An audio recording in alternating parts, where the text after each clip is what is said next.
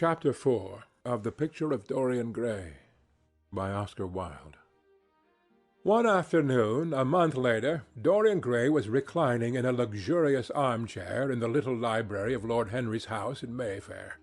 It was, in its way, a very charming room, with its high-panelled wainscoting of olive-stained oak, its cream-coloured frieze and ceiling of race plasterwork, and its brick-dust felt carpet strewn with silk long-fringed Persian rugs.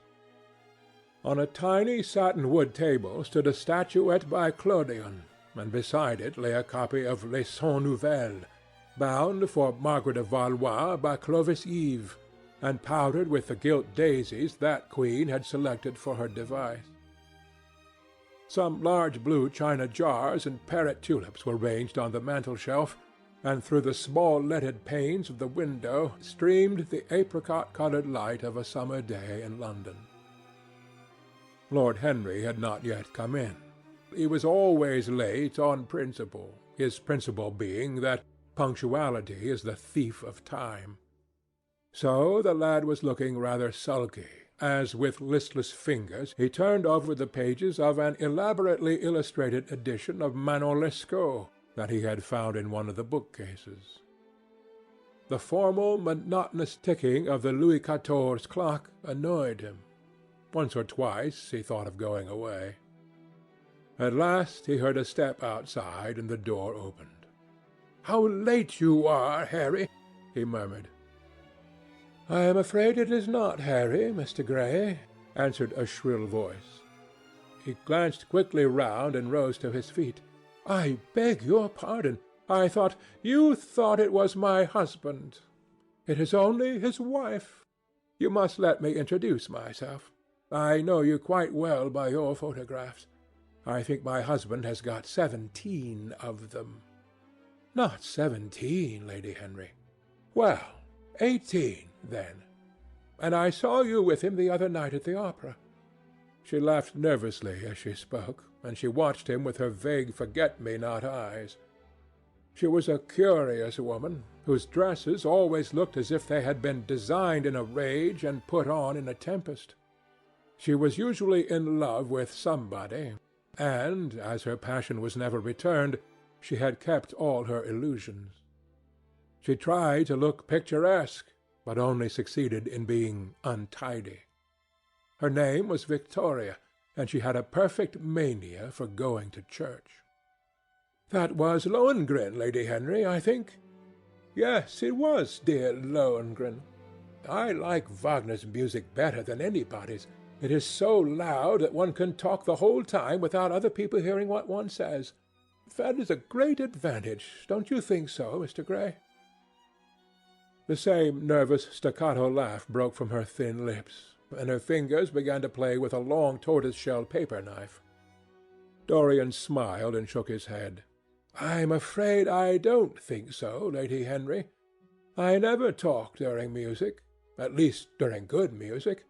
If one hears bad music, it is one's duty to drown it in conversation."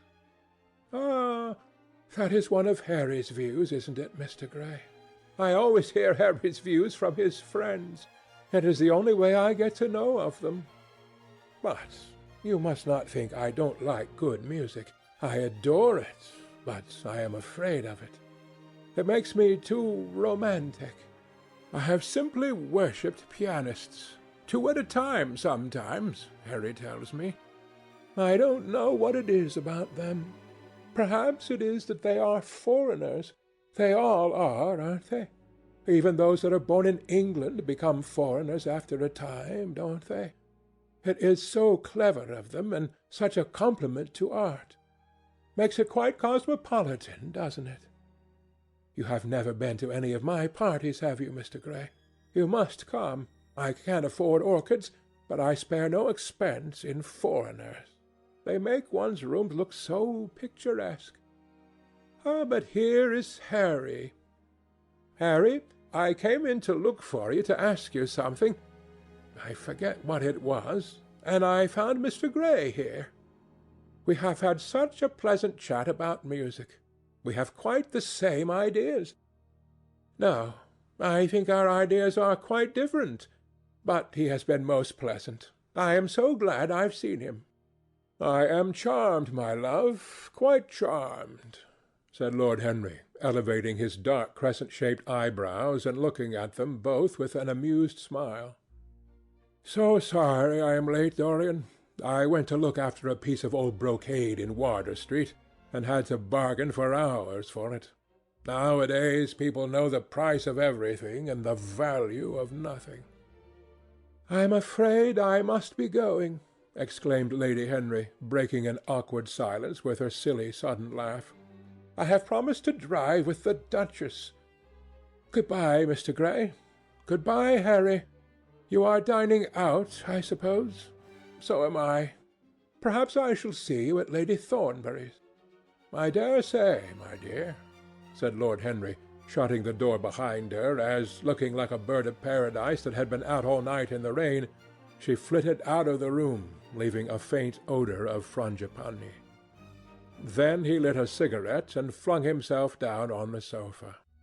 "Never marry a woman with straw-coloured hair, Dorian," he said after a few puffs. "Why, Harry?" "Because they are so sentimental." "But I like sentimental people." "Never marry at all, Dorian. Men marry because they are tired, women because they are curious. Both are disappointed." "I don't think I am likely to marry, Harry. I am too much in love. That is one of your aphorisms. I am putting it into practice, as I do everything that you say." "Who are you in love with?" asked Lord Henry after a pause. "With an actress," said Dorian Gray, blushing. Lord Henry shrugged his shoulders. "That is a rather commonplace debut." "You would not say so if you saw her, Harry." "Who is she?" "Her name is Sibyl Vane." "Never heard of her." "No one has. People will some day, however. She is a genius." "My dear boy, no woman is a genius. Women are a decorative sex. They never have anything to say, but they say it charmingly. Women represent the triumph of matter over mind, just as men represent the triumph of mind over morals." "Harry, how can you?" "My dear Dorian, it is quite true. I am analyzing women at present, so I ought to know. The subject is not so abstruse as I thought it was. I find that ultimately there are only two kinds of women, the plain and the colored. The plain women are very useful. If you want to gain a reputation for respectability, you have merely to take them down to supper. The other women are very charming. They commit one mistake, however. They paint in order to try and look young. Our grandmothers painted in order to try and talk brilliantly. Rouge and esprit used to go together. That is all over now. As long as a woman can look 10 years younger than her own daughter, she is perfectly satisfied. As for conversation, there are only 5 women in London worth talking to, and 2 of these can't be admitted into decent society. However, tell me about your genius. How long have you known her?" "Oh, Harry, your views terrify me." "Never mind that. How long have you known her?" "About 3 weeks." "And where did you come across her?" "I will tell you, Harry, but you mustn't be unsympathetic about it. After all, it never would have happened if I had not met you. You filled me with a wild desire to know everything about life. For days after I met you, something seemed to throb in my veins. As I lounged in the park or strolled down Piccadilly, I used to look at every one who passed me and wonder, with a mad curiosity, what sort of lives they led. Some of them fascinated me. Others filled me with terror. There was an exquisite poison in the air. I had a passion for sensations. Well, one evening, about 7 o'clock, I determined to go out in search of some adventure. I felt this grey, monstrous London of ours, with its myriads of people, its sordid sinners, and its splendid sins, as you once phrased it, must have something in store for me. I fancied 1,000 things. The mere danger gave me a sense of delight. I remembered what you had said to me on that wonderful evening when we first dined together about the search for beauty being the real secret of life. I don't know what I expected, but I went out and wandered eastward, soon losing my way in a labyrinth of grimy streets and black grassless squares. About 8:30 I passed by an absurd little theatre, with great flaring gas-jets and gaudy playbills. A hideous Jew, in the most amazing waistcoat I ever beheld in my life, was standing at the entrance, smoking a vile cigar. He had greasy ringlets, and an enormous diamond blazed on the centre of a soiled shirt. "Have a box, my lord?" he said, when he saw me, and he took off his hat with an air of gorgeous civility. There was something about him, Harry, that amused me. He was such a monster. You will laugh at me, I know, but I really went in and paid a whole guinea for the stage box. To the present day I can't make out why I did so, and yet if I hadn't, my dear Harry, if I hadn't, I should have missed the greatest romance of my life. I see you are laughing. It is horrid of you." "I am not laughing, Dorian. At least I am not laughing at you. But you should not say the greatest romance of your life. You should say the first romance of your life. You will always be loved, and you will always be in love with love. A grand passion is the privilege of people who have nothing to do. That is the one use of the idle classes of a country. Don't be afraid. There are exquisite things in store for you. This is merely the beginning." "Do you think my nature so shallow?" cried Dorian Gray angrily. "No, I think your nature so deep." "How do you mean?" "My dear boy, the people who love only once in their lives are really the shallow people. What you call their loyalty and their fidelity, I call either the lethargy of custom or their lack of imagination. Faithfulness is to the emotional life what consistency is to the life of the intellect, simply a confession of failure. Faithfulness. I must analyze it some day. The passion of property is in it. There are many things that we would throw away if we were not afraid that others might pick them up.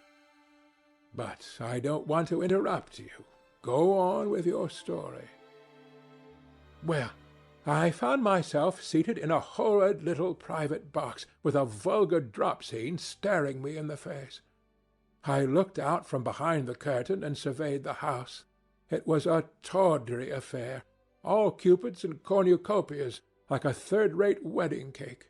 The gallery and pit were fairly full, but the 2 rows of the dingy stalls were quite empty, and there was hardly a person in what I suppose they called the dress-circle. Women went about with oranges and ginger beer, and there was a terrible consumption of nuts going on. It must have been just like the palmy days of the British drama. Just like, I should fancy, and very depressing. I began to wonder what on earth I should do when I caught sight of the playbill. What do you think the play was, Harry?" "I should think The Idiot Boy, or Dumb but Innocent. Our fathers used to like that sort of piece, I believe. The longer I live, Dorian, the more keenly I feel that whatever was good enough for our fathers is not good enough for us. In art, as in politics, les grands-pères ont toujours tort. This play was good enough for us, Harry. It was Romeo and Juliet. I must admit that I was rather annoyed at the idea of seeing Shakespeare done in such a wretched hole of a place. Still, I felt interested in a sort of way. At any rate, I determined to wait for the first act.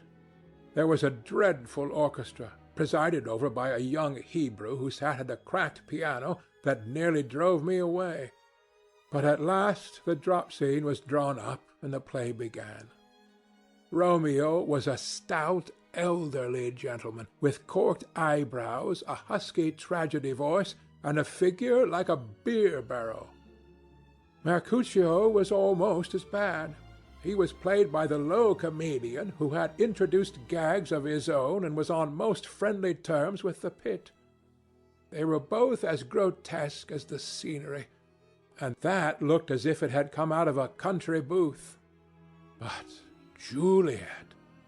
Harry, imagine a girl hardly 17 years of age, with a little flower-like face, a small Greek head with plaited coils of dark brown hair, eyes that were violet wells of passion, lips that were like the petals of a rose.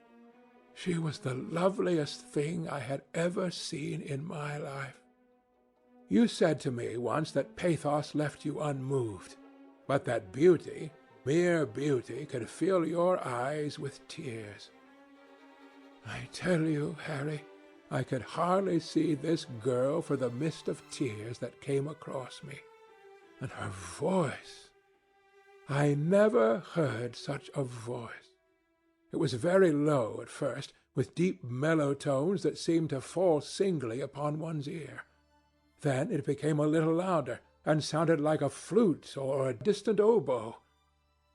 In the garden scene, it had all the tremulous ecstasy that one hears just before dawn when nightingales are singing. There were moments later on when it had the wild passion of violins. You know how a voice can stir one. Your voice and the voice of Sibyl Vane are two things that I shall never forget. When I close my eyes, I hear them, and each of them says something different. I don't know which to follow. Why should I not love her? Harry, I do love her. She is everything to me in life. Night after night I go to see her play. One evening she is Rosalind, and the next evening she is Imogen. I have seen her die in the gloom of an Italian tomb, sucking the poison from her lover's lips. I have watched her wandering through the forest of Arden, disguised as the pretty boy in hose and doublet and dainty cap. She has been mad, and has come into the presence of a guilty king, and given him rue to wear and bitter herbs to taste of. She has been innocent, and the black hands of jealousy have crushed her reed-like throat. I have seen her in every age and in every costume. Ordinary women never appeal to one's imagination. They are limited to their century. No glamour ever transfigures them. One knows their minds as easily as one knows their bonnets. One can always find them. There is no mystery in any of them. They ride in the park in the morning and chatter at tea-parties in the afternoon. They have their stereotype smile and their fashionable manner. They are quite obvious. But an actress! How different an actress is! Harry, why didn't you tell me that the only thing worth loving is an actress? Because I have loved so many of them, Dorian.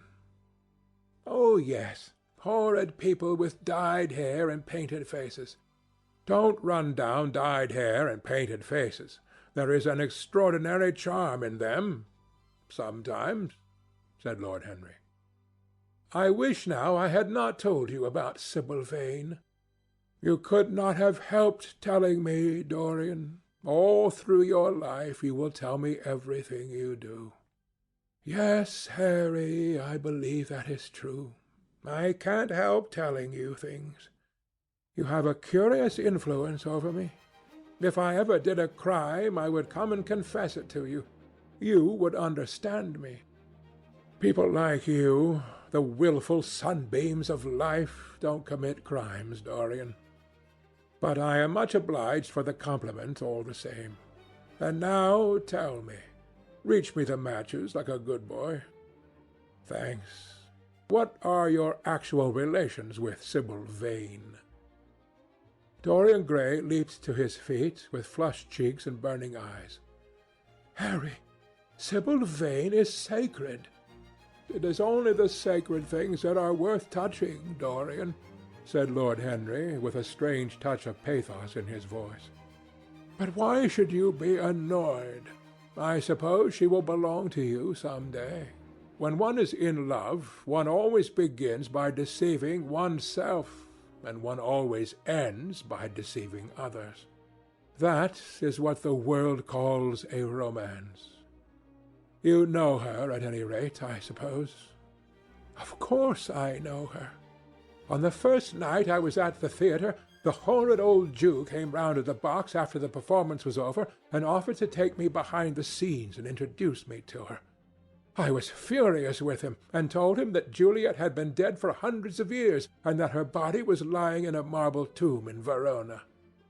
I think, from his blank look of amazement, that he was under the impression that I had taken too much champagne or something.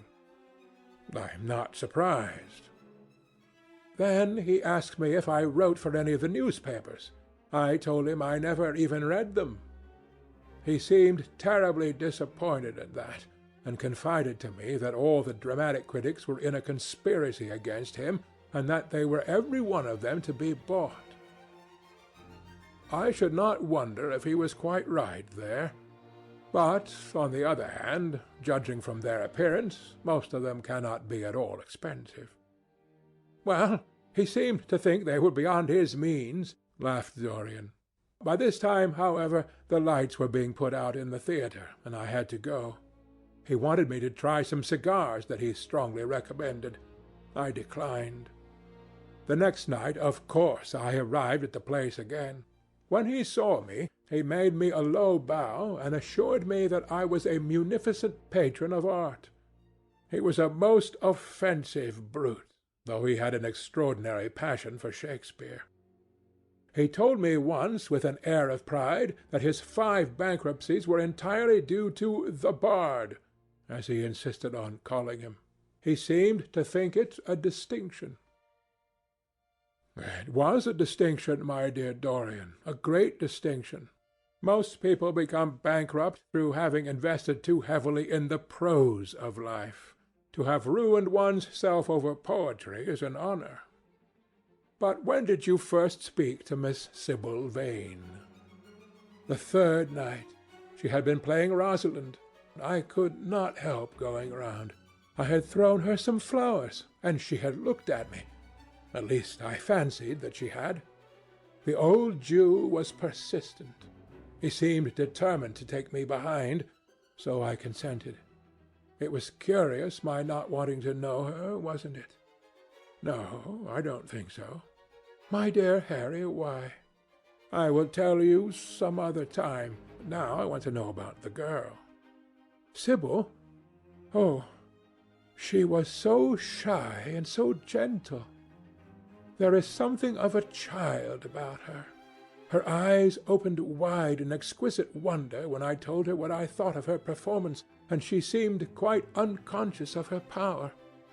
I think we were both rather nervous. The old Jew stood grinning at the doorway of the dusty green-room, making elaborate speeches about us both, while we stood looking at each other like children. He would insist on calling me my lord, so I had to assure Sybil that I was not anything of the kind. She said quite simply to me, "You look more like a prince. I must call you Prince Charming." Upon my word, Dorian, Miss Sybil knows how to pay compliments. You don't understand her, Harry. She regarded me merely as a person in a play. She knows nothing of life. She lives with her mother, a faded, tired woman who played Lady Capulet in a sort of magenta dressing-wrapper on the first night, and who looks as if she had seen better days. I know that look. It depresses me, murmured Lord Henry, examining his rings. The Jew wanted to tell me her history, but I said it did not interest me. You were quite right. There is always something infinitely mean about other people's tragedies. Sybil is the only thing I care about. What is it to me where she came from? From her little head to her little feet, she is absolutely and entirely divine. Every night of my life I go to see her act, and every night she is more marvellous. That is the reason, I suppose, that you never dine with me now. I thought you must have some curious romance on hand. You have, but it is not quite what I expected. My dear Harry, we either lunch or sup together every day, and I have been to the opera with you several times," said Dorian, opening his blue eyes in wonder. "You always come dreadfully late." "Well, I can't help going to see Sibyl play," he cried, "even if it is only for a single act. I get hungry for her presence, and when I think of the wonderful soul that is hidden away in that little ivory body, I am filled with awe. You can dine with me tonight, Dorian, can't you?" He shook his head. "Tonight she is Imogen," he answered, "and tomorrow night she will be Juliet." "When is she Sibyl Vane?" "Never." "I congratulate you." "How horrid you are! She is all the great heroines of the world in one. She is more than an individual. You laugh, but I tell you she has genius. I love her, and I must make her love me. You, who know all the secrets of life, tell me how to charm Sibyl Vane to love me. I want to make Romeo jealous. I want the dead lovers of the world to hear our laughter and grow sad. I want a breath of our passion to stir their dust into consciousness, to wake their ashes into pain. My God, Harry, how I worship her!" He was walking up and down the room as he spoke. Hectic spots of red burned on his cheeks. He was terribly excited. Lord Henry watched him with a subtle sense of pleasure. How different he was now from the shy, frightened boy he had met in Basil Hallward's studio. His nature had developed like a flower, had borne blossoms of scarlet flame. Out of its secret hiding-place had crept his soul, and desire had come to meet it on the way. "And what do you propose to do?" said Lord Henry at last. "I want you and Basil to come with me some night and see her act. I have not the slightest fear of the result. You are certain to acknowledge her genius. Then we must get her out of the Jew's hands. She is bound to him for 3 years, at least for 2 years and 8 months from the present time. I shall have to pay him something, of course. When all that is settled, I shall take a West End theatre and bring her out properly. She will make the world as mad as she has made me." "That will be impossible, my dear boy." "Yes, she will. She has not merely consummate art instinct, in her, but she has personality also. And you have often told me that it is personalities, not principles, that move the age. Well, what night shall we go?" "Let me see. Day is Tuesday. Let us fix tomorrow. She plays Juliet tomorrow." "All right. The Bristol at 8 o'clock. And I will get Basil." "Not 8, Harry, please. 6:30.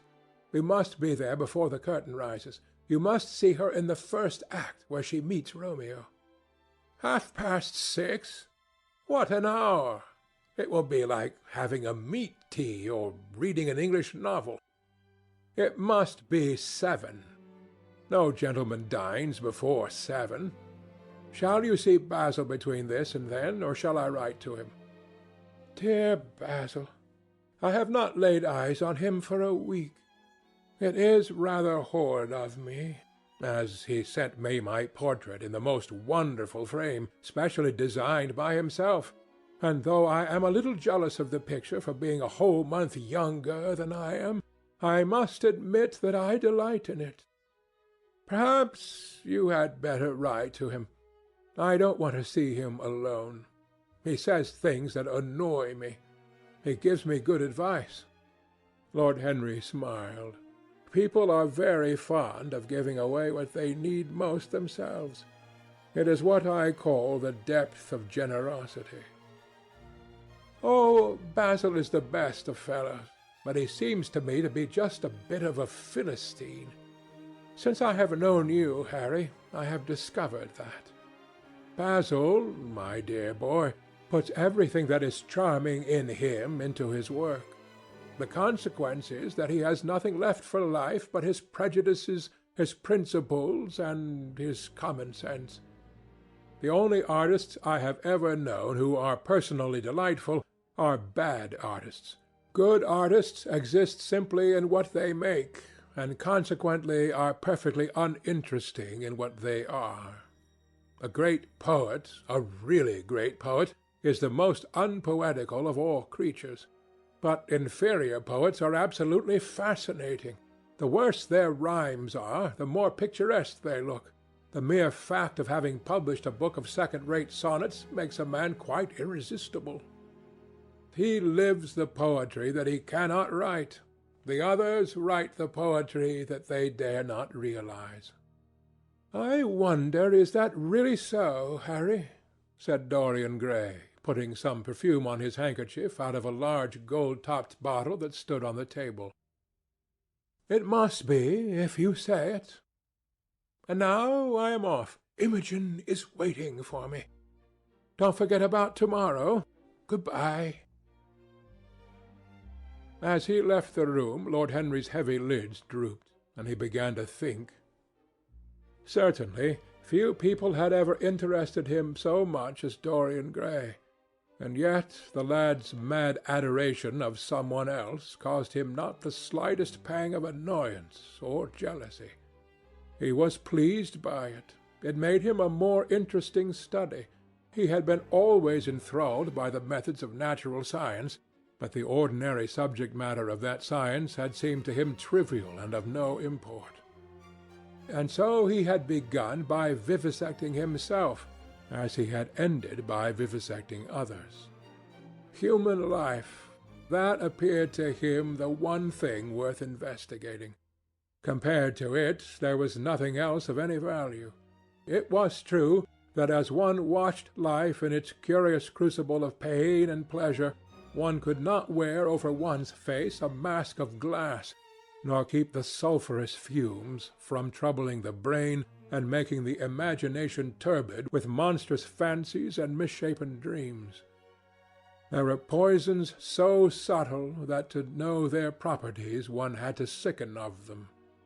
There were maladies so strange that one had to pass through them if one sought to understand their nature. And yet what a great reward one received! How wonderful the whole world became to one! To note the curious, hard logic of passion and the emotional-colored life of the intellect, to observe where they met and where they separated, at what point they were in unison and at what point they were at discord, there was a delight in that. What matter what the cost was? One could never pay too high a price for any sensation. He was conscious, and the thought brought a gleam of pleasure into his brown agate eyes, that it was through certain words of his, musical words said with musical utterance, that Dorian Gray's soul had turned to this white girl and bowed in worship before her. To a large extent the lad was his own creation. He had made him premature. That was something. Ordinary people waited till life disclosed to them its secret.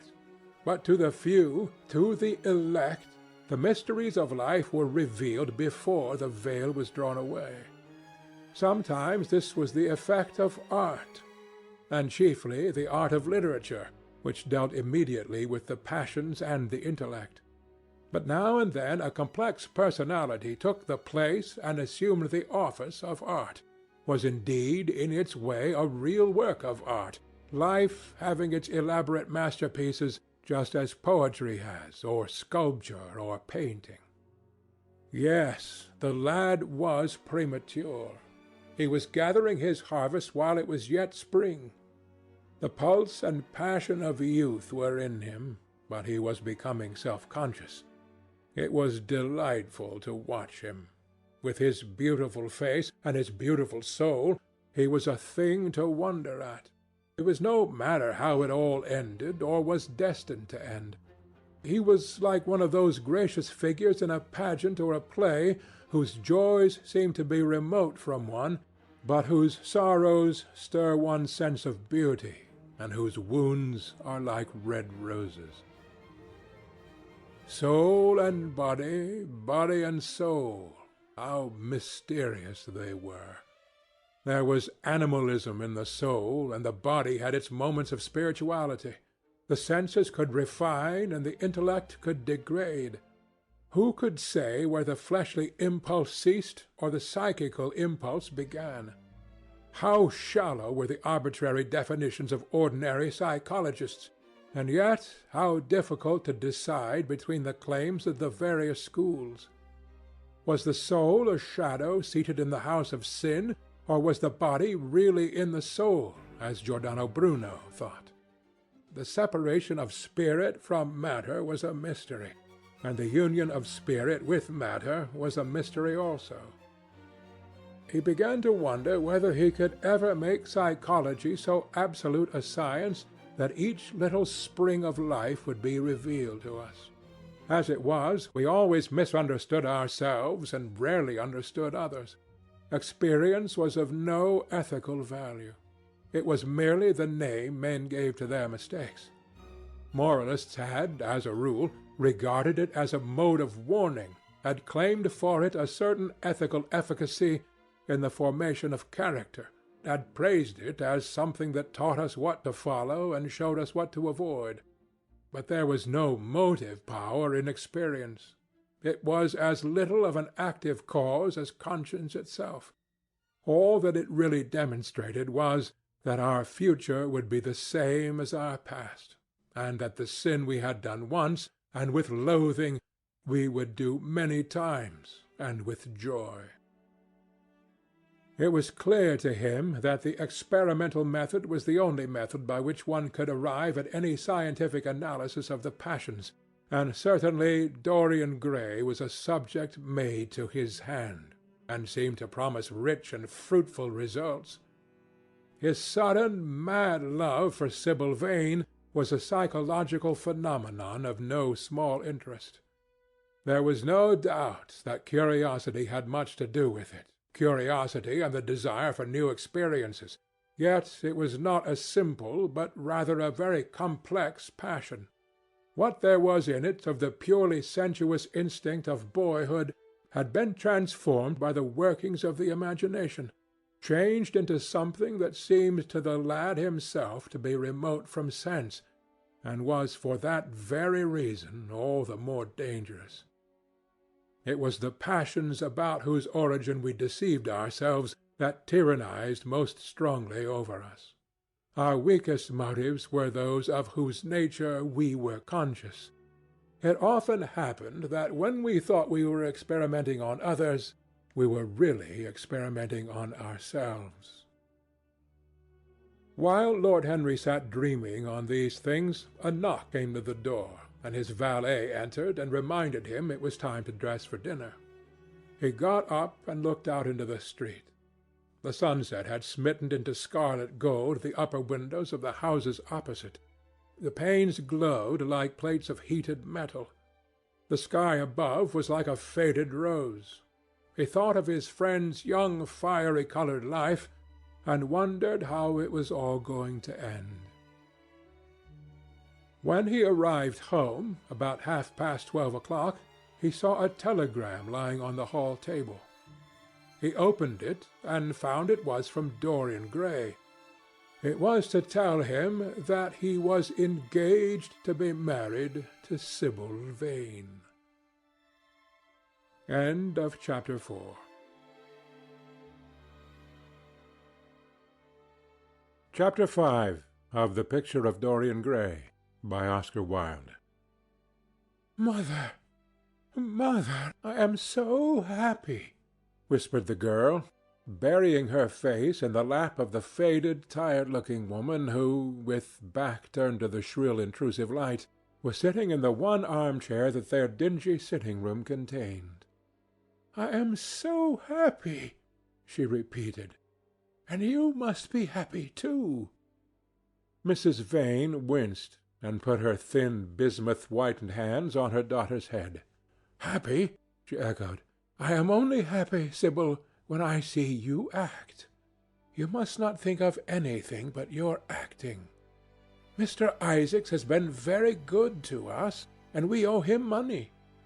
The girl looked up and pouted. "Money, mother!" she cried. "What does money matter? Love is more than money. Mr. Isaacs has advanced us £50 to pay off our debts and to get a proper outfit for James. You must not forget that, Sibyl. £50 is a very large sum. Mr. Isaacs has been most considerate." "He is not a gentleman, mother, and I hate the way he talks to me," said the girl, rising to her feet and going over to the window. "I don't know how we could manage without him," answered the elder woman querulously. Sibyl Vane tossed her head and laughed. "We don't want him any more, mother. Prince Charming rules life for us now." Then she paused. A rose shook in her blood and shadowed her cheeks. Quick breath parted the petals of her lips. They trembled. Some southern wind of passion swept over her and stirred the dainty folds of her dress. "I love him," she said simply. "Foolish child," was the parrot phrase flung in answer. The waving of crooked, false-jewelled fingers gave grotesqueness to the words. The girl laughed again. The joy of a caged bird was in her voice. Her eyes caught the melody and echoed it in radiance, then closed for a moment, as though to hide their secret. When they opened, the mist of a dream had passed across them. Thin-lipped wisdom spoke at her from the worn chair, hinted at prudence, quoted from that book of cowardice whose author apes the name of common sense. She did not listen. She was free in her prison of passion. Her prince, Prince Charming, was with her. She had called on memory to remake him. She had set her soul to search for him, and it had brought him back. His kiss burned again upon her mouth. Her eyelids were warm with his breath. Then wisdom altered its method, and spoke of espial and discovery. This young man might be rich. If so, marriage should be thought of. Against the shell of her ear broke the waves of worldly cunning. The arrows of craft shot by her. She saw the thin lips moving, and smiled.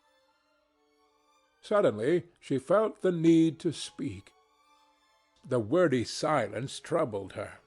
"Mother, mother," she cried, "why does he love me so much? I know why I love him. I love him because he is like what love himself should be. But what does he see in me? I am not worthy of him.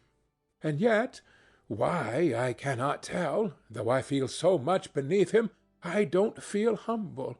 I feel proud, terribly proud.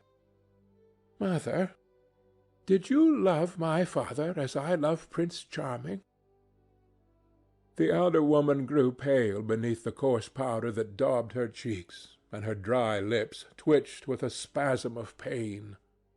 Sibyl rushed to her, flung her arms around her neck, and kissed her. "Forgive me, mother. I know it pains you to talk about our father, but it only pains you because you loved him so much. Don't look so sad. I am as happy today as you were 20 years ago. Oh, let me be happy forever." "My child, you are far too young to think of falling in love. Besides, what do you know of this young man? You don't even know his name.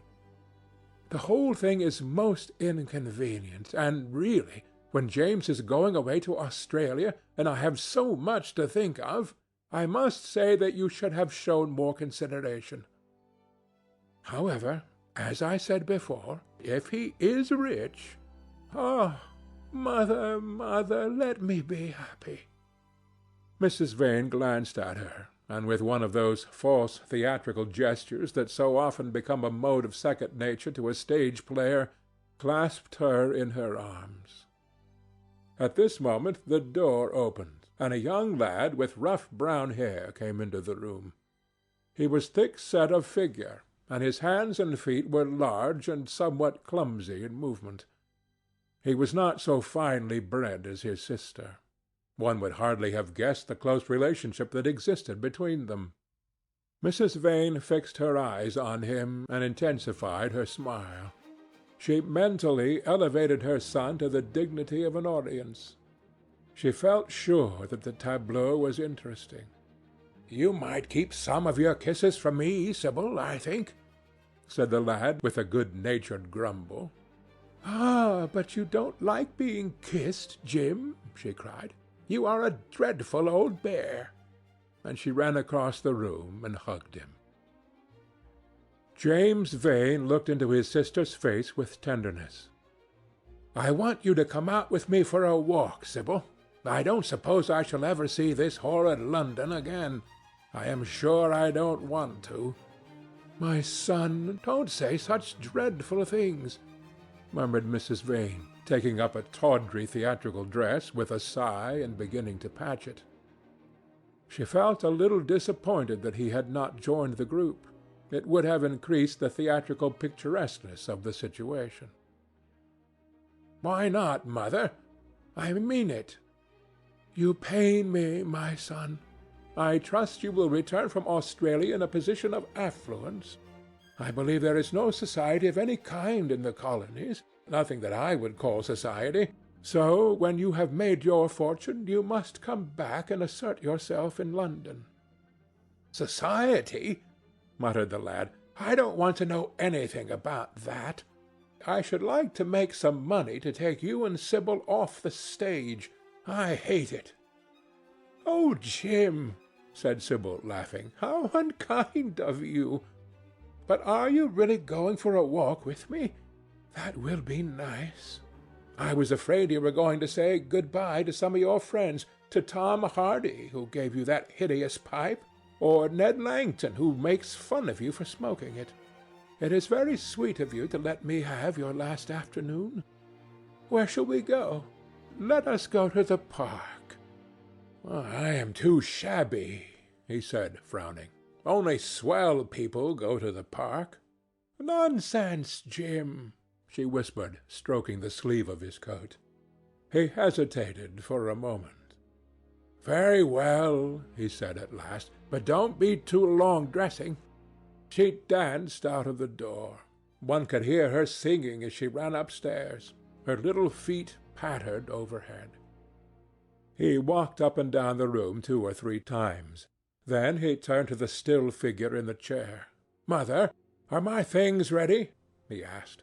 "Quite ready, James," she said, keeping her eyes on her work. For some months past she had felt ill at ease when she was alone with this rough, stern son of hers. Her shallow, secret nature was troubled when their eyes met. She used to wonder if he suspected anything. The silence, for he made no other observation, became intolerable to her. She began to complain. Women defend themselves by attacking, just as they attack by sudden and strange surrenders. "I hope you will be contented, James, with your seafaring life," she said. "You must remember that it is your own choice. You might have entered a solicitor's office. Solicitors are a very respectable class. In the country often dine with the best families." "I hate offices and I hate clerks," he replied. "But you are quite right. I have chosen my own life. All I say is, watch over Sibyl. Don't let her come to any harm. Mother, you must watch over her. James, you really talk very strangely. Of course I watch over Sibyl. I hear a gentleman comes every night to the theatre and goes behind to talk to her. Is that right? What about that?" You are speaking of things you don't understand, James. In the profession, we are accustomed to receive a great deal of most gratifying attention. I myself used to receive many bouquets at one time. That was when acting was really understood. As for Sibyl, I do not know at present whether her attachment is serious or not. But there is no doubt that the young man in question is a perfect gentleman. He's always most polite to me. Besides, he has the appearance of being rich, and the flowers he sends are lovely. You don't know his name, though, said the lad harshly. No, answered his mother with a placid expression in her face. He has not yet revealed his real name. I think it is quite romantic of him. He is probably a member of the aristocracy. James Vane bit his lip. Watch over Sibyl, mother, he cried. Watch over her. My son, you distress me very much. Sibyl is always under my special care. Of course, if this gentleman is wealthy, there is no reason why she should not contract an alliance with him. I trust he is one of the aristocracy. He has all the appearance of it, I must say. It might be a most brilliant marriage for Sibyl. They would make a charming couple. His good looks are really quite remarkable. Everybody notices them. The lad muttered something to himself and drummed on the window-pane with his coarse fingers. He had just turned round to say something when the door opened and Sibyl ran in. "How serious you both are!" she cried. "What is the matter?" "Nothing," he answered. "I suppose one must be serious sometimes. Good-bye, mother. I will have my dinner at 5 o'clock.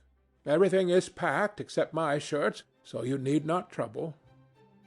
"Good-bye, my son," she answered with a bow of strained stateliness. She was extremely annoyed at the tone he had adopted with her, and there was something in his look that made her feel afraid. "Kiss me, mother," said the girl. Her flower-like lips touched the withered cheek and warmed its frost. "My child, my child!" cried Mrs. Vane, looking up to the ceiling in search of an imaginary gallery. "Come, Sibyl," said her brother impatiently. He hated his mother's affectations. They went out into the flickering, wind-blown sunlight and strolled down the dreary Euston Road.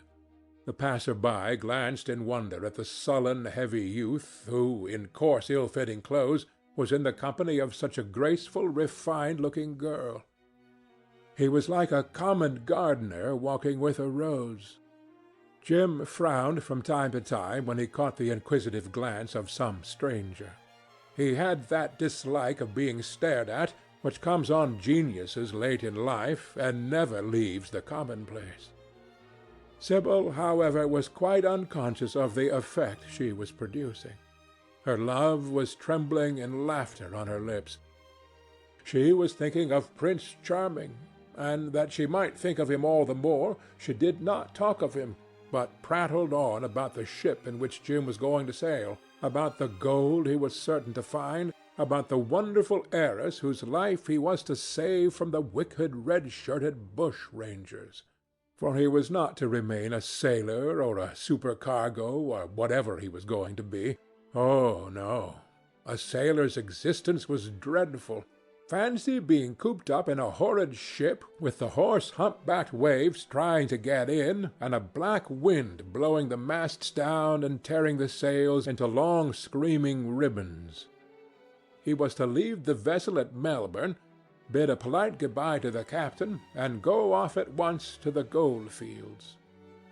Before a week was over, he was to come across a large nugget of pure gold, the largest nugget that had ever been discovered, and bring it down to the coast in a wagon guarded by 6 mounted policemen. The bushrangers were to attack them 3 times and be defeated with immense slaughter. Or no, he was not to go to the gold-fields at all. They were horrid places where men got intoxicated and shot each other in bar-rooms and used bad language. He was to be a nice sheep farmer, and one evening, as he was riding home, he was to see the beautiful heiress being carried off by a robber on a black horse, and give chase and rescue her.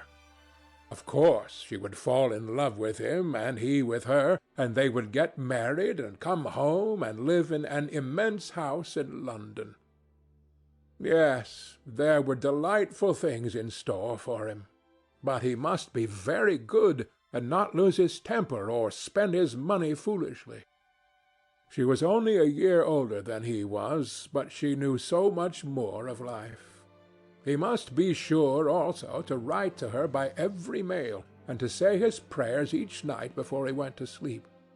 God was very good and would watch over him.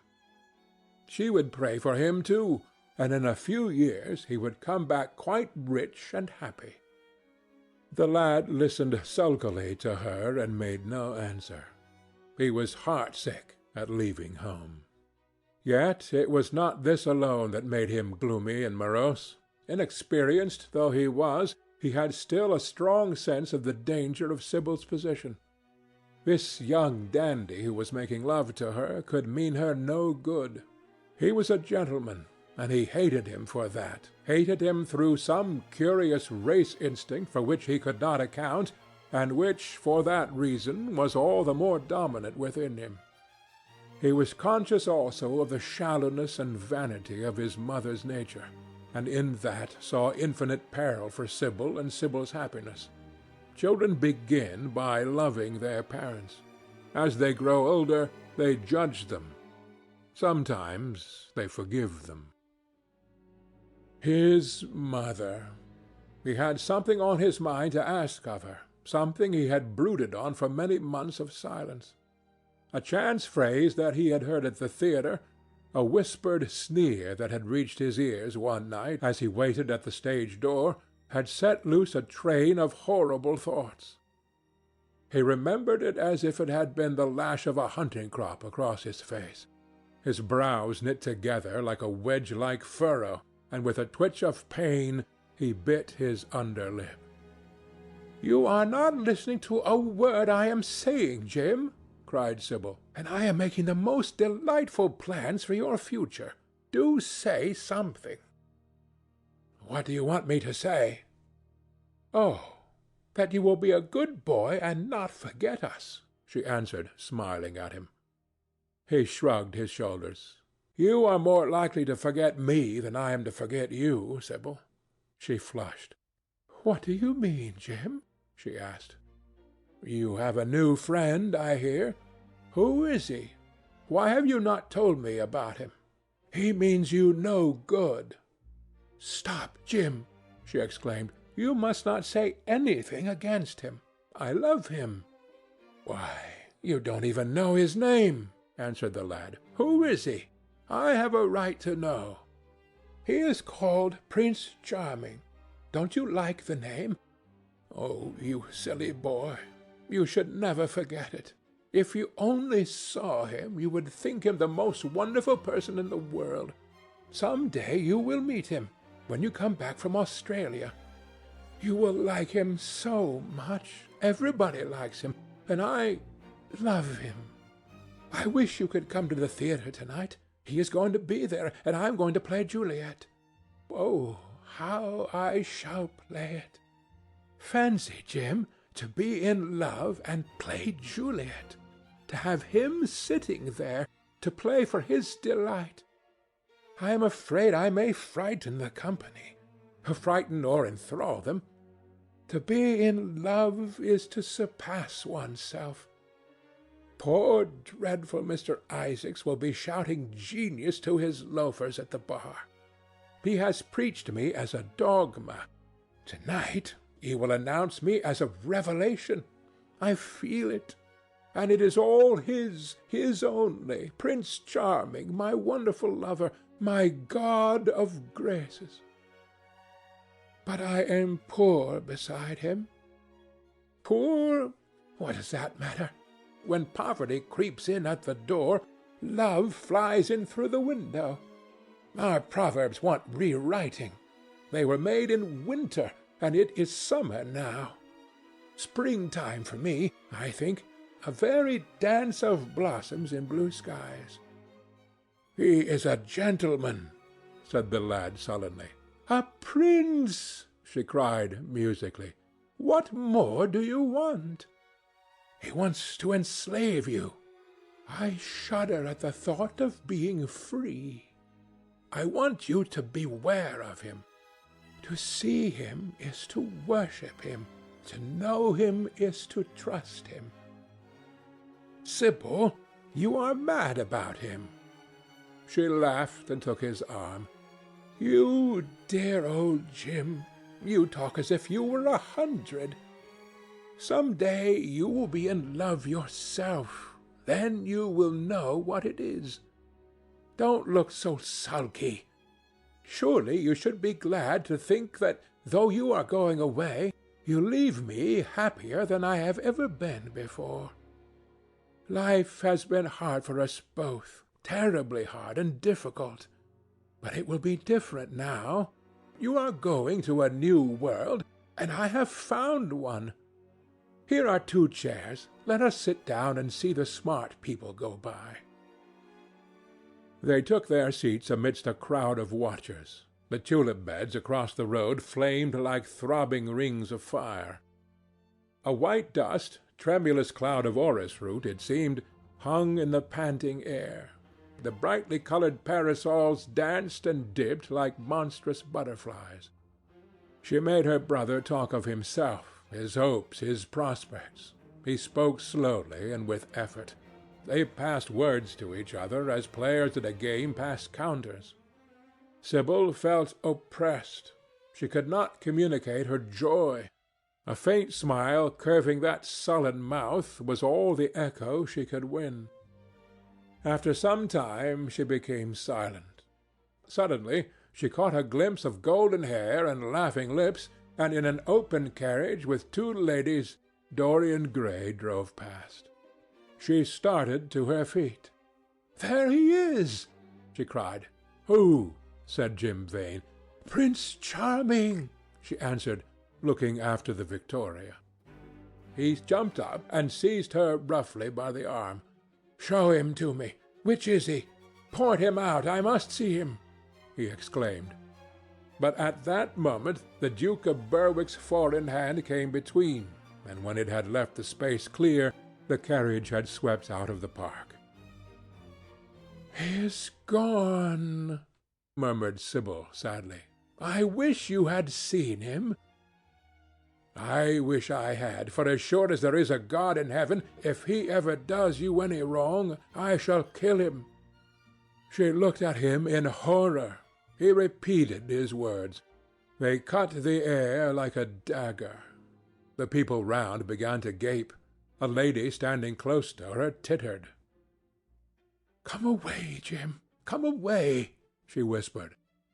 He followed her doggedly as she passed through the crowd. He felt glad at what he had said. When they reached the Achilles statue, she turned round. There was pity in her eyes that became laughter on her lips. She shook her head at him. "You are foolish, Jim, utterly foolish, and a bad-tempered boy, that is all. How can you say such horrible things?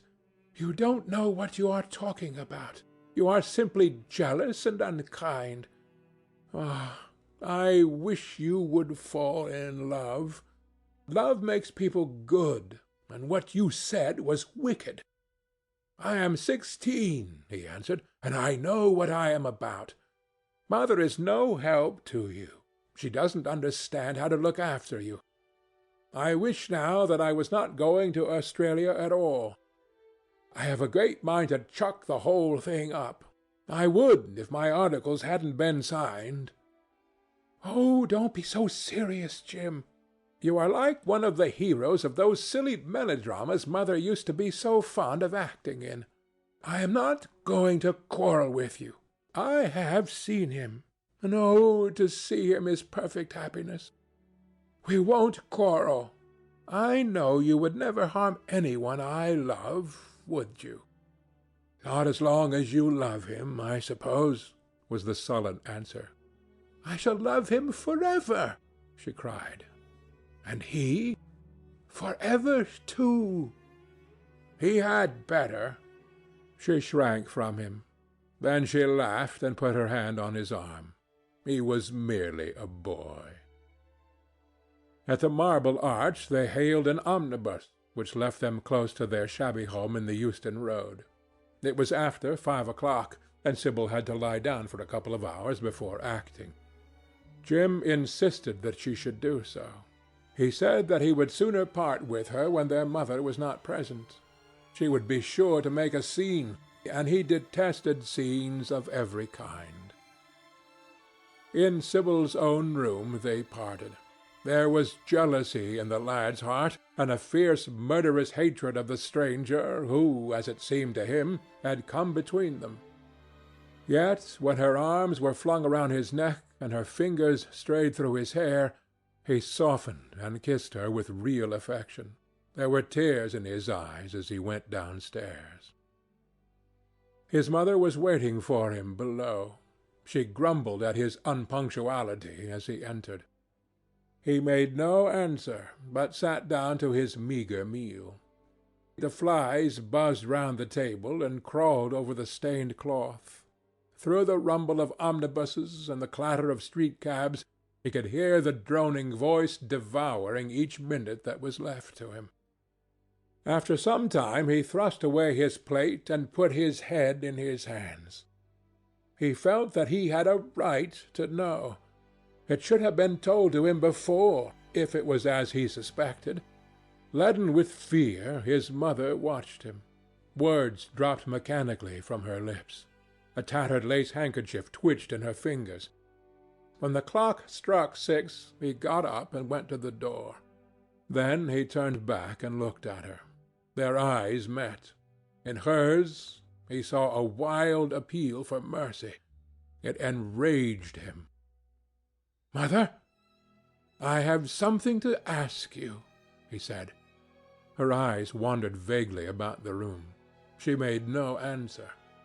"Tell me the truth. I have a right to know. Were you married to my father?" She heaved a deep sigh. It was a sigh of relief. The terrible moment, the moment that night and day, for weeks and months, she had dreaded, had come at last, and yet she felt no terror. Indeed, in some measure it was a disappointment to her. The vulgar directness of the question called for a direct answer. The situation had not been gradually led up to. It was crude. It reminded her of a bad rehearsal. "No," she answered, wondering at the harsh simplicity of life. "My father was a scoundrel, then," cried the lad, clenching his fists. She shook her head. "I knew he was not free. We loved each other very much. If he had lived, he would have made provision for us. Don't speak against him, my son. He was your father, and a gentleman. Indeed, he was highly connected." An oath broke from his lips. "I don't care for myself," he exclaimed, "but don't let Sibyl. It is a gentleman, isn't it, who is in love with her, or says he is? Highly connected, too, I suppose." For a moment a hideous sense of humiliation came over the woman. Her head drooped. She wiped her eyes with shaking hands. "Sibyl has a mother," she murmured. "I had none." The lad was touched. He went towards her, and stooping down, he kissed her. "I am sorry if I have pained you by asking about my father," he said, "but I could not help it. I must go now. Good-bye. Don't forget that you have only one child now to look after, and believe me that if this man wrongs my sister, I will find out who he is, track him down, and kill him like a dog. I swear it." The exaggerated folly of the threat, the passionate gesture that accompanied it, The mad melodramatic words made life seem more vivid to her. She was familiar with the atmosphere. She breathed more freely, and for the first time for many months she really admired her son. She would have liked to have continued the scene on the same emotional scale, but he cut her short. Trunks had to be carried down, and mufflers looked for. The lodging-house drudge bustled in and out. There was the bargaining with the cabman. The moment was lost in vulgar details. It was with a renewed feeling of disappointment that she waved the tattered lace handkerchief from the window as her son drove away. She was conscious that a great opportunity had been wasted. She consoled herself by telling Sibyl how desolate she felt her life would be now that she had only one child to look after. She remembered the phrase. It had pleased her. Of the threat she said nothing. It was vividly and dramatically expressed. She felt that they would all laugh at it some day. End of chapter 5.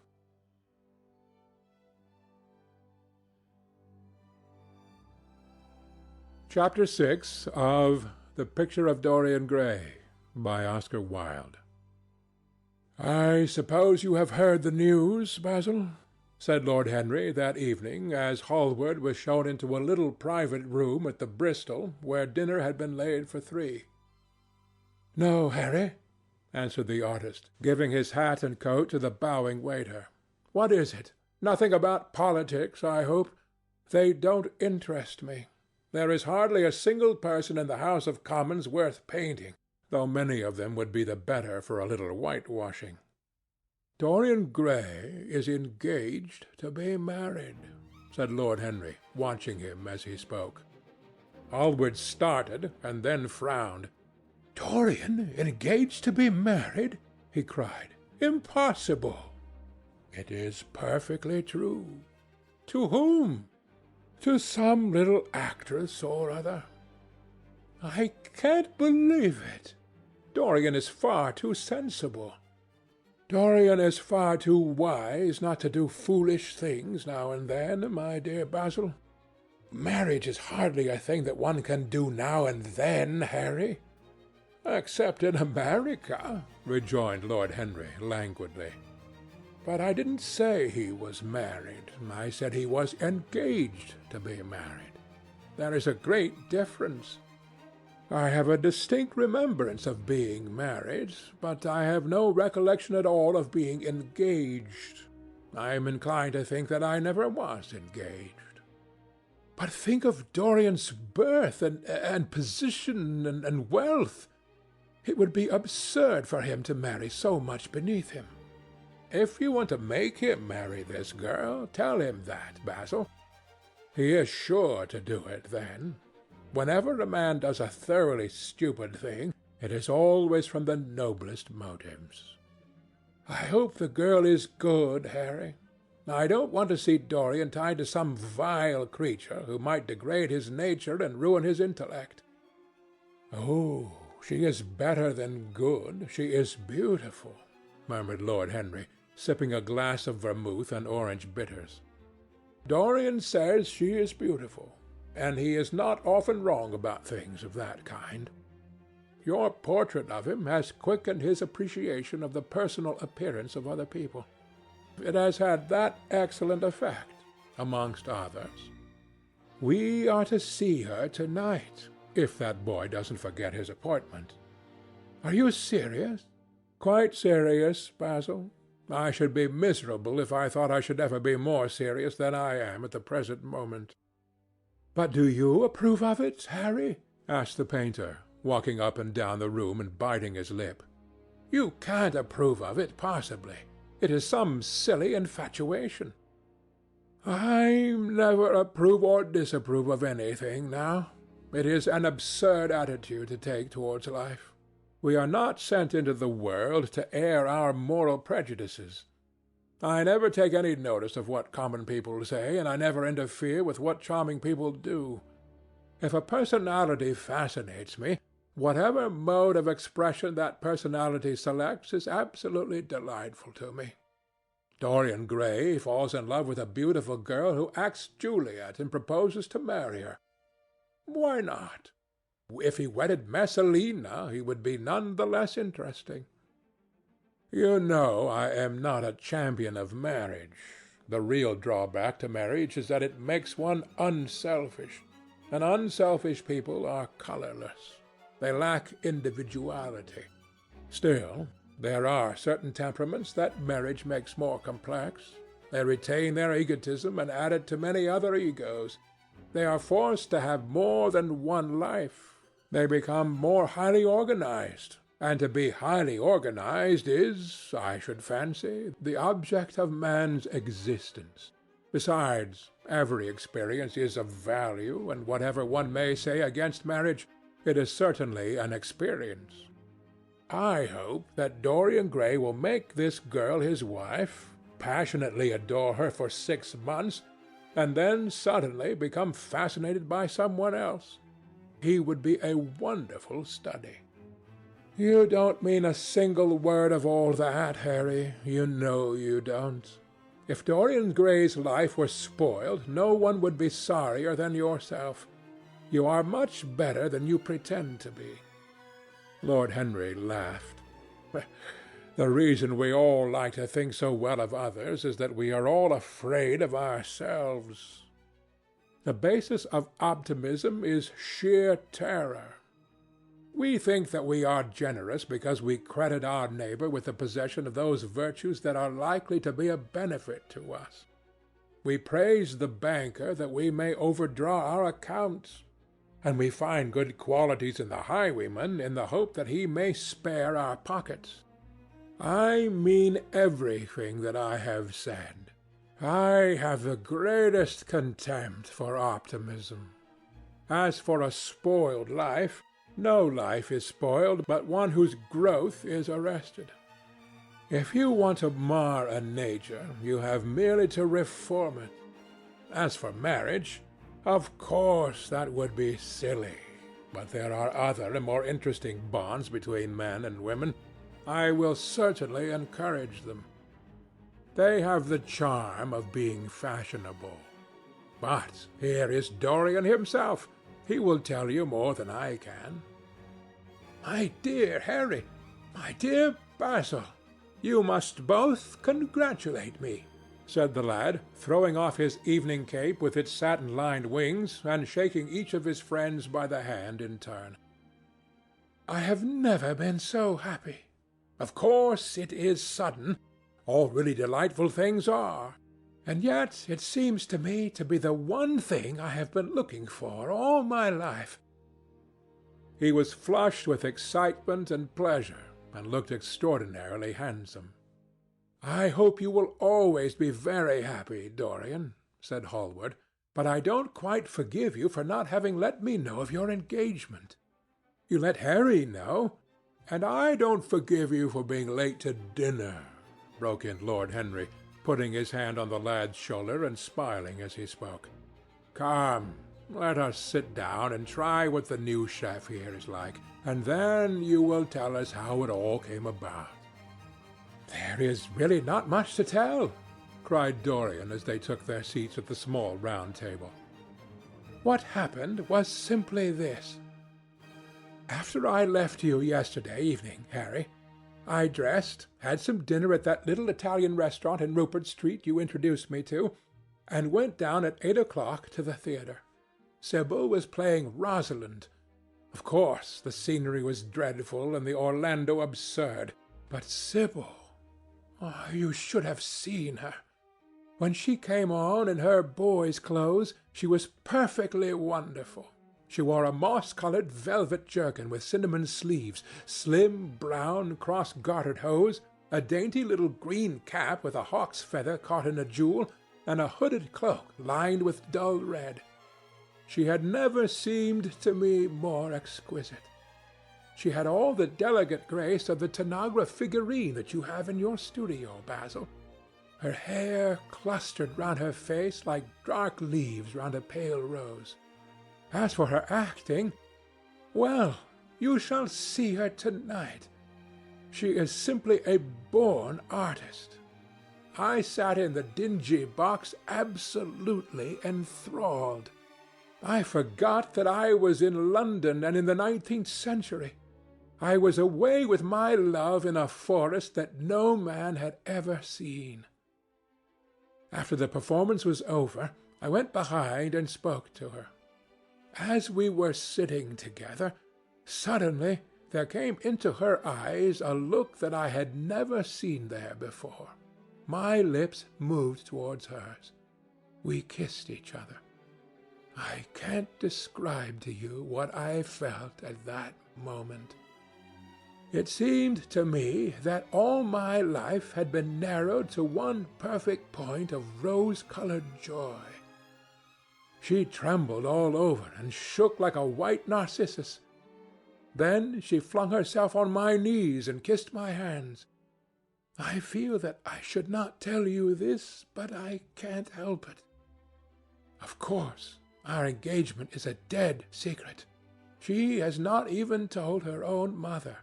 I don't know what my guardians will say. Lord Radley is sure to be furious. I don't care. I shall be of age in less than a year, and then I can do what I like. I have been right, Basil, haven't I, to take my love out of poetry and to find my life in Shakespeare's plays? Lips that Shakespeare taught to speak have whispered their secret in my ear. I have had the arms of Rosalind around me and kissed Juliet on the mouth. Yes, Dorian, I suppose you were right, said Hallward slowly. Have you seen her today? Asked Lord Henry. Dorian Gray shook his head. I left her in the forest of Arden. I shall find her in an orchard in Verona. Lord Henry sipped his champagne in a meditative manner. At what particular point did you mention the word marriage, Dorian? And what did she say in answer? Perhaps you forgot all about it. My dear Harry, I did not treat it as a business transaction, and I did not make any formal proposal. I told her that I loved her, and she said she was not worthy to be my wife. Not worthy? Why, the whole world is nothing to me compared with her. Women are wonderfully practical, murmured Lord Henry. Much more practical than we are. In situations of that kind, we often forget to say anything about marriage, and they always remind us. Hallward laid his hand upon his arm. Don't, Harry. You have annoyed Dorian. He is not like other men. He would never bring misery upon anyone. His nature is too fine for that. Lord Henry looked across the table. Dorian is never annoyed with me, he answered. I asked the question for the best reason possible, for the only reason, indeed, that excuses one for asking the question, simple curiosity. I have a theory that it is always the women who propose to us, and not we who propose to the women, except, of course, in middle-class life, but then the middle classes are not modern. Dorian Gray laughed and tossed his head. You are quite incorrigible, Harry. But I don't mind. It is impossible to be angry with you. When you see Sibyl Vane, you will feel that a man who could wrong her would be a beast without a heart. I cannot understand how anyone can wish to shame the thing he loves. I love Sibyl Vane. I want to place her on a pedestal of gold and to see the world worship the woman who is mine. What is marriage? An irrevocable vow. You mock at it for that. Ah, don't mock. It is an irrevocable vow that I want to take. Her trust makes me faithful. Her belief makes me good. When I am with her, I regret all you have taught me. I become different from what you have known me to be. I am changed, and the mere touch of Sibyl Vane's hand makes me forget you and all your wrong, fascinating, poisonous, delightful theories. And those are? Asked Lord Henry, helping himself to some salad. Oh, your theories about life, your theories about love, your theories about pleasure. All your theories, in fact, Harry. Pleasure is the one thing worth having a theory about, he answered in his slow, melodious voice. But I am afraid I cannot claim my theory as my own. It belongs to nature, not to me. Pleasure is nature's test, her sign of approval. When we are happy, we are always good, but when we are good, we are not always happy. Ah, but what do you mean by good? Cried Basil Hallward. Yes, echoed Dorian, leaning back in his chair and looking at Lord Henry over the heavy clusters of purple-lipped irises that stood in the centre of the table. What do you mean by good, Harry? To be good is to be in harmony with oneself, he replied, touching the thin stem of his glass with his pale, fine-pointed fingers. Discord is to be forced to be in harmony with others. One's own life, that is the important thing. As for the lives of one's neighbours, if one wishes to be a prig or a Puritan, one can flaunt one's moral views about them, but they are not one's concern. Besides, individualism has really the higher aim. Modern morality consists in accepting the standard of one's age. I consider that for any man of culture to accept the standard of his age is a form of the grossest immorality. But surely, if one lives merely for oneself, Harry, one pays a terrible price for doing so, suggested the painter. Yes, we are overcharged for everything nowadays. I should fancy that the real tragedy of the poor is that they can afford nothing but self-denial. Beautiful sins, like beautiful things, are the privilege of the rich. One has to pay in other ways but money. What sort of ways, Basil? Oh, I should fancy in remorse, in suffering, in the consciousness of degradation. Lord Henry shrugged his shoulders. My dear fellow, medieval art is charming, but medieval emotions are out of date. One can use them in fiction, of course, but then the only things that one can use in fiction are the things that one has ceased to use in fact. Believe me, no civilized man ever regrets a pleasure, and no uncivilized man ever knows what a pleasure is. I know what pleasure is, cried Dorian Gray. It is to adore someone. Oh, that is certainly better than being adored, he answered, toying with some fruits. Being adored is a nuisance. Women treat us just as humanity treats its gods.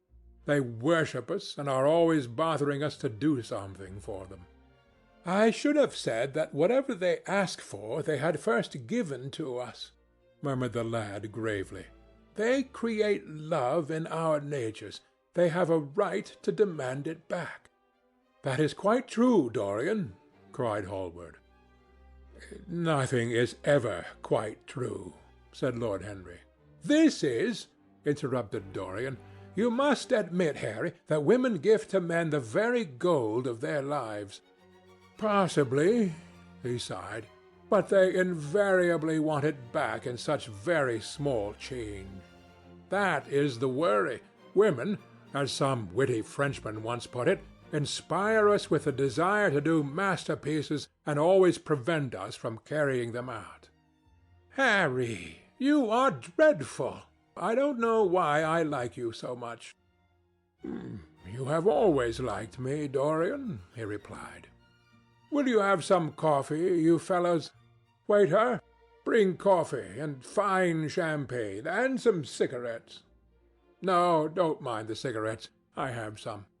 Basil, I can't allow you to smoke cigars. You must have a cigarette. A cigarette is the perfect type of a perfect pleasure. It is exquisite, and it leaves one unsatisfied. What more can one want? Yes, Dorian, you will always be fond of me. I represent to you all the sins that you have never had the courage to commit." "What nonsense you talk, Harry!" cried the lad, taking a light from a fire-breathing silver dragon that the waiter had placed on the table. "Let us go down to the theatre. When Sibyl comes on the stage, you will have a new ideal of life. She will represent something to you that you have never known." "I have known everything," said Lord Henry, with a tired look in his eyes. "But I am always ready for a new emotion. I am afraid, however, that, for me at any rate, there is no such thing. Still, your wonderful girl may thrill me. I love acting. It is so much more real than life. Let us go. Dorian, you will come with me. I am so sorry, Basil, but there is only room for two in the brougham. You must follow us in a hansom." They got up and put on their coats, sipping their coffee standing. The painter was silent and preoccupied. There was a gloom over him. He could not bear this marriage, and yet it seemed to him to be better than many other things that might have happened. After a few minutes they all passed downstairs. He drove off by himself, as had been arranged, and watched the flashing lights of the little brougham in front of him. A strange sense of loss came over him. He felt that Dorian Gray would never again be to him all that he had been in the past. Life had come between them. His eyes darkened, and the crowded, flaring streets became blurred to his eyes. When the cab drew up at the theatre, it seemed to him that he had grown years older. End of chapter 6.